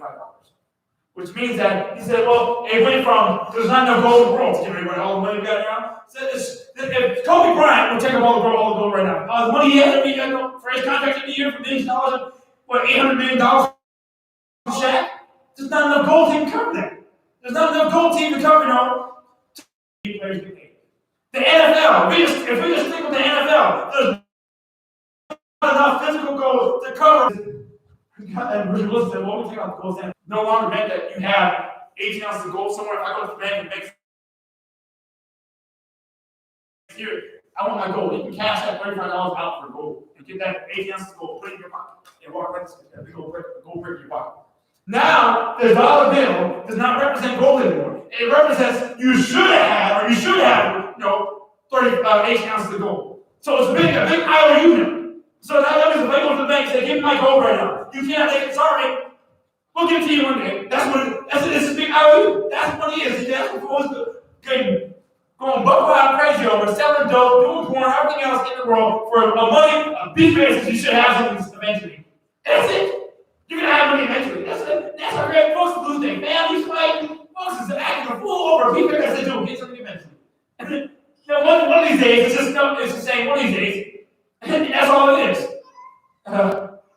Let's stand to our feet, man. We went all over the place today, but it's all good. Every time we go on YouTube, I'm all over the place. Church, all over the place. Well, somebody hear it. Anyway, I'll get back to this family stuff later, next week. I'm in there, so I might as well throw it all out there for all of you. I'm going to cover the stuff, and we'll get back on track with our family stuff, get the stuff back lined up. But this is important, though, because what happens is, if we don't understand these things, we are so quick and fast to come in agreement with stuff that is anti-God and wonder why it destroys the family. Johnny Cook's kind of coming on here. Bless the Lord with a couple songs, and we'll be done go. What I'm saying to us, saints, is that when we say to be set apart and sanctified, when we say, we don't need to participate in these things and be of the world, so quick and fast to jump on the world, so quick and fast to, let me give you something else. Why do you think all of these, especially all these rap labels and all things like that, Rockefeller, Jay-Z, swearing down on Rockefeller? I said this 40 years ago. Why kids are so like these, I want to be a rap star, I want to be a rap star. And the kids are so quick and fast, want to be famous musicians and artists and actors. What happens is, okay, DJ, you're a rap star, man. You got all the skills on the block. You're the dopest one on the block. You have no money. But you're real, man. You're the project, you're real. You have no money, no assets whatsoever, but you do have skills. You got your lyrical skills. You can rap, you can be any battle rap, anybody, and slaughter them all. You slay them all. I'm the record producer. I got all the millions of dollars. What it is you have nothing to offer me but your skills. So what happens is, I say, tell you what, this is how the record label, this is how the record industry works, the music industry works. The people got all the money, people like this, who enter all this and care less about your soul, but if you die, what do you do? I just know, my life is better. Your life is expendable, mine's worth. Your life, I don't care how jacked up and messed up you are, I don't care how drunk and how in your life is going, I don't care how much you got to go into to rehab, I don't care how much you got to, your drug addiction kicks in, I don't care how crazy you act on TV, that's fine, you guys act crazy, they don't care nothing about your life, because my life can be blessed, and your life is destroyed or not. Anyway, so what happens is, I got all the money on the record label, tell you what, here's what we're going to do. And you don't know, you're just from the hood, you don't know nothing about legal contracts, you don't know anything. All you know is that I got to make a deal with the Rockefeller Records. Yes, that's all I know. So they say, hey, sign this. People say, go sign this whole way. But you're doing it, but you don't know, you just, because now you work for me now. So what are you going to do? And all this stuff is fine print, you got nothing to do about it, you can't change anything because you don't know anything about legal work. And you're just some kid off the street who's hungry, who wants to make it to the top. Here you go, man. Here's $500,000. And then you're like, well, I have a ride, Caleb. That's what DJ thinking. I have a ride, man. Here, $500,000. I'm going to go buy my car, make my music video. Yo, you know it. Shout out to my boy, Tree Shoes. And you start throwing all your money all over the place. And then finally, you go down to the studio. Yeah, y'all living up, you go to the studio. And you make the first album. You make $1 million now, the first album. And so the record company says, all right, here we go. Yeah, we got $1 million. That's what happened to what's that group that Lisa left out Sky? What was that group that Lisa left out Lopez was in? TLC. That's what they said. When they got their Grammy Award, they was looking on bent out of shape. She's like, wow. He said, we got broke. True story. I'll find them. I mean, I'll send it to you. So what happens? You got your $1 million, right? Rah. The record label comes in and goes, well, here we go. Let's go take our advances that we gave you. Let me take that $500,000 back that we gave you because that wasn't their money. We just gave it to you to borrow. So we're going to take our $500,000 back, take that back. You're like, whoa, okay, let me get, I'll send $500,000. Here's our $300,000 for our studio fees. Take that back. And we got to charge our fee for packaging and CDs and labels. You take that back, and now you're in the hole. It was all said and done, all these things come out. You are in the hole like $300,000. And you have nothing. But when you bought that car the first time, or whatever you spent your money the first time, but taking things not yours because you owe us. That's their car now. That's why you ever hear people say that videos out there that the cars be rented and not theirs. They're done too. It's not their car because they own it. But they gotta keep the image to make more sales. They gotta keep it. So they think so now you're doing the whole thing. Now what happens? The cycle starts over again. The cycle starts over. Why do you make more money? Well, here you go. Oh, because this time, you know what? We believe in you, brother. So you do rapper D, what's your name? Rapper D, we believe you, Rapper D. We're gonna give you $700,000 on the table. And you have no choice because you want to eat, you want to keep living. You take that and the cycle starts over again. And you only hope that you can sell enough CDs, enough. You can only hope that your sales are as great as the first album, so that you can come back and the cycle starts over again. They take the money again, and now you're in a hole more than what's for the first time because that 700,000 is greater than 500, and that's what the music is. That's why folks sit back and get drunk and get high all the time because they're depressed. Because they don't realize that I'm a slave working in the studio trying to live and create this facade as image. That's why I'm influenced for But folks like that, they don't matter. Anyway, but that's what God's saying is, man. God desires us to come out from most of the world and not be tired of this stuff. God says to even with Halloween, man, this stuff is just church don't talk about this, and we just end up following suit and not realize what's going on. But anyway, let's take our tithes and offerings. Then let's go over the song. Let's take our tithes and offerings. Then let's go over the song. We'll go. I do want to give this to y'all too. This is the key, man, to that door downstairs. This is the key to that door downstairs. And don't be left out, man. Don't be come up because I know again. These are deacon duties, man. To go deacon duties to come to church, do things like that. You can keep yourself off now. We're fine. I think I didn't mess with people's heads on YouTube today. But we thank God for y'all. God bless y'all. I'll take care of it. I got this guy. I got it. We thank God for y'all. God bless y'all. Please, if you want to sow seed, the information is in the description link below. I think she already stopped it already, but it's all right. But we're still there. Anyway, but God bless you. We'll see you next week. But like I said, only because again, you got so much going on, you're picking up people and everything else, and not everybody. I'll let them take care of opening up the building, open up, and doing that stuff, and getting the church prepared. It was all the reason again why we just got here on to be. Like I say in the military, to be early, to be on time, to be late, and to be late is never. So that's what on Sunday nights, Wednesday nights. If we want to shoot for whatever our starting time is for us, it's 30 minutes prior. That's not. That's only has asking too much considering that like my day starts 4 hours. So anyway, but it's like I said, would you pick up people and all that stuff? So what's gonna happen with us is. I don't care. I've been doing it, and it don't change for me, man. Just because I'm passionate now, I'll still pick people. Like you called the other day with Anthony, I'm still about that, man. It hasn't changed from me, so I'm rolling. So, and it's not on YouTube. It shouldn't be on YouTube. Pick up all the me, you, even my wife or whatever. People. Well, there's multiple cars out there, but I just give tips so they can take care of this stuff here. While we do other things. And I pray to God that it come to a point where Mary brings in 100 more people, and all of a sudden, we just have a big convoy bus to come get everybody, and we're all good. But anyway, let's come up here and take our tithes off. So y'all know that key is for the door downstairs, that door there, they both locks. So y'all just do a little bit of exercise so I'm just come here and kept the run off and come in. But now you don't have to wait on me anymore, man. So now, and we'll talk about this leadership too, man. Keys like man. Keys represents authority. Keys represents territory. Keys means that you have the right to do something. It's like you got your keys to your business, man. You can open up and all of a sudden you have access to all the equipment in your business. Because you have authority. Anyway, let's come up here after bless the Lord with our offering. Let's come up here and bless the Lord with us. So we lift up my daughter Cam tonight. That's why she's not here. She's at a school thing, and praise God for that's the other thing, man. I want to keep things in perspective. Sometimes with the kids, if stuff gets too much for them, they gotta sit down. I was just close to asking my daughter. I was like tonight. I was like, if this stuff gets you bent out of shape this much, if it gets you that worked up, this is teaching you how to stretch yourself. This is teaching you how to push yourself. But I know one thing, that God will never put too much on us, that you cannot be able to throw at the same says. But, yeah, let's come up here, if you guys have offerings, let's come up here, boys, come up here, sit down right here, I want you to get used to sit down. Try to make a little extra time today, but like I said, it went the way it went, and even with the next Sunday, this coming Sunday, I really want to just bless the Lord. I gotta clarify some stuff on Halloween, this coming Sunday. I urge you guys, man, to bring your friends, bring family, bring anybody. I'm so glad. This is my first. As a matter of fact, this is my first night actually in church on Halloween. This will be my first night in church on Halloween night.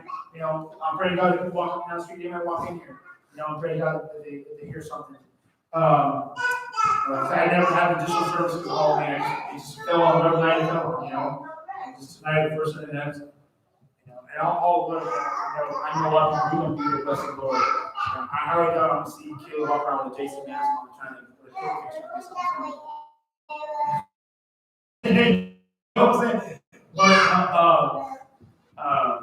But yeah, so we'll come in here, and like I said, it'd be funny, but sometimes it's still going to go on. That's this coming Sunday night. But I believe if we praise enough, I believe if we worship the Lord enough, I believe if we bless the Lord enough, I believe that there's consequences. So I do believe that even that Sunday night, if we bless the Lord enough, I believe that He'll put a monkey in somebody's sacrifice that night. I mean, whether it be physical, whether it be spiritual, whether it be somebody, I believe if we bless the Lord enough, I believe that there'll be, a flat tire for somebody trying to meet up with their other cool buddies and things like that. I believe that God will put a monkey in things to stop stuff from transpiring. And I don't care if it's one is enough. You know, if somebody says, what am I doing? I believe that if you bless the Lord enough, they'll say, what am I doing? Why am I doing this? And they'll step back and say, this doesn't feel right. This doesn't seem right. It doesn't add up. And they'll turn their life back to the Lord. I just believe it. I believe it. But again, here's the key. It won't be effective with us if we're participating in the very thing we're trying to pray against. That's what I'm saying. That's why church has been with me. The very thing we're trying to stop. God will say, wait a minute, how can you bless me and worship me? And you right on with me. No, I'm saying, how they think, church at Halloween on Saturday night, you come in agreement with the very thing you're trying to come to discipline with next day. So, but anyway, let's come here and let's bless the Lord. And then let's do a song or two. Bless the Lord, and then we'll close up. Everybody put the tithes and offerings up there. I'm praying that let's not forget, let's pray for Angela too. She's still praying for that door to be open. Coming. Let's pray for that nurse. So let's continue to lift her up. Can I pray? Come on, man. I don't take much time. Let's come on up here. God, we're about 10. They want to figure it here and they don't learn. They don't learn.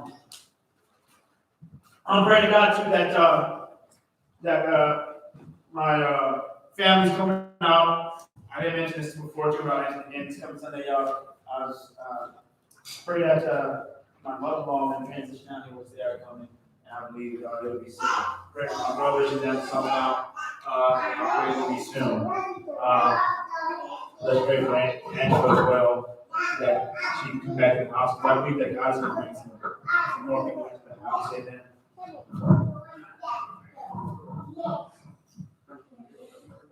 Yeah, oh, that's right. Let's just do the